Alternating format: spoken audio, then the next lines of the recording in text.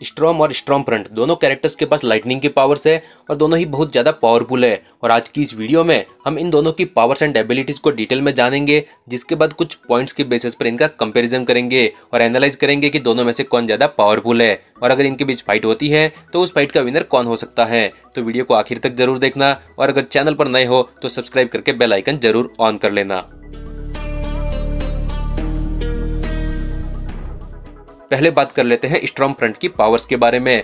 तो स्टॉर्मफ्रंट के पास इलेक्ट्रोकाइनेसिस की पावर्स है, जिससे वो इलेक्ट्रिसिटी को मैनिपुलेट कर सकती है और उसे फाइट में कॉम्बैट की तरह भी यूज कर सकती है अपने ओपोनेंट के अगेंस्ट।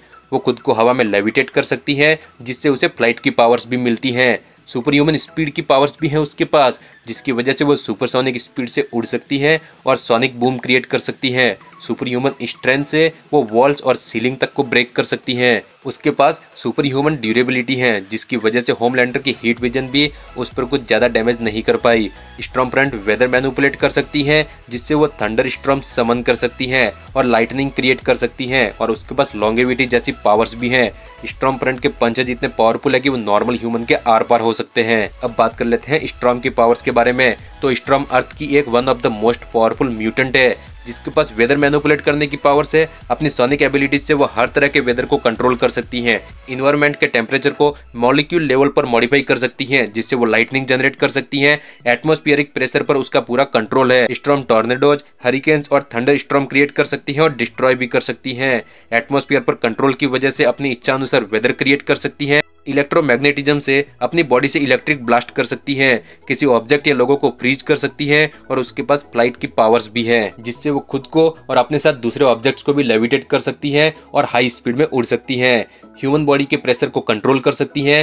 वो लाइट्स को बेंड करके नियरली इनविजिबल हो सकती हैं। नेचुरल फोर्सेस जैसे कि कॉस्मिक, स्टॉर्म, सोलर विंड और इलेक्ट्रोमैग्नेटिक फील्ड्स को कंट्रोल कर सकती है।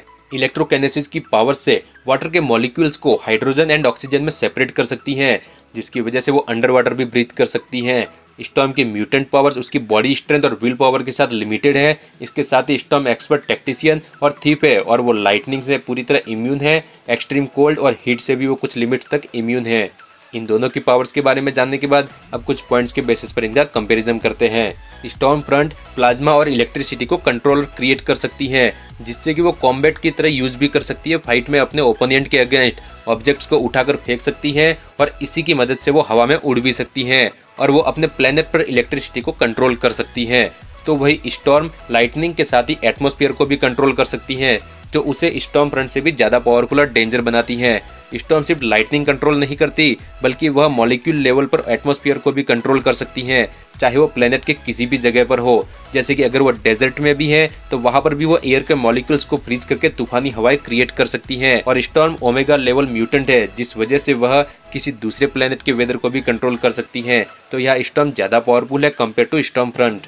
स्टॉर्मफ्रंट के पास सुपर ह्यूमन स्ट्रेंथ और बुलेट प्रूफ स्किन है, जिससे उस पर होमलैंडर की हीट विजन का भी कुछ ज़्यादा असर नहीं हुआ था। उसके पंचेज नॉर्मल ह्यूमन के आर पार हो सकते हैं। तो वही स्टॉर्म एक एक्सपर्ट थीफ है और अपनी पावर्स के बिना भी मार्शल आर्ट में एक्सपर्ट है। हैंड टू हैंड फाइट में वो ब्लैक पैंथर और वुल्वरीन के लेवल की फाइटर है। स्टॉर्मफ्रंट ऑलमोस्ट इमॉर्टल है, क्योंकि कंपाउंड वी से उसके पास रीजनरेटिव हीलिंग फैक्टर है, जो डेंजर से डेंजर डैमेज को भी जल्दी से हील कर देता है। तो वही स्टॉर्म लिटरली एक गॉडेस लेवल बीइंग है, क्योंकि उसकी मदर अफ्रीकन प्रिंसेस होने के साथ ही लॉन्ग लाइन ऑफ प्रीस्ट्स की मेंबर भी थी और उसकी ब्लड लाइन सीधे उस जगह से जुड़ी हुई है जहां से सॉर्सरर सुप्रीम को उनकी पावर्स मिलती हैं। इसके साथ ही स्टॉर्मफ्रंट के पास मीडिया पावर्स है, तो वही स्टॉर्म के पास एक लॉयल टीम है। स्टॉर्मफ्रंट को दुनिया की नज़र में बुरा बनने का कोई डर नहीं है, उसे किसी को भी मारने में कोई प्रॉब्लम नहीं है, उसे फाइट में किसी भी तरह की कैजुअलिटीज़ की कोई परवाह नहीं होती और वो अपने सेटिस्फेक्शन और जीतने के लिए कुछ भी कर सकती है। तो वही स्टॉर्म हर सिचुएशन को समझती है और फाइट के दौरान होने वाले कैजुअलिटीज़ का भी ध्यान रखती हैं। और यही एक सबसे बड़ा डिफरेंट है दोनों के बीच, जो स्टॉर्म को एक रियल हीरो बनाता है। वह अपनी पावर्स का यूज लोगों की भलाई के लिए करती है।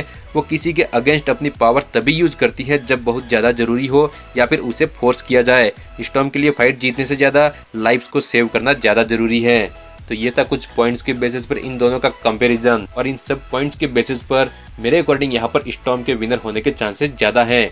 वैसे आपको क्या लगता है इन दोनों में से कौन ज़्यादा पावरफुल है और इनके फाइट का विनर कौन हो सकता है? हमें कमेंट करके जरूर बताना। वीडियो अच्छी लगी हो तो वीडियो को लाइक करने के साथ ही चैनल को सब्सक्राइब करके बेल आइकन जरूर ऑन कर लेना, क्योंकि यहाँ पर ऐसे ही वीडियोज में आपके लिए लाते रहता हूँ। Warriors around, don't get caught in the mosh pit. Fuel to the fire, ain't nobody can stop it. Trouble in my city, but you know I'm across it. Got a 40 on my hip and I'm liable to spark it. Flow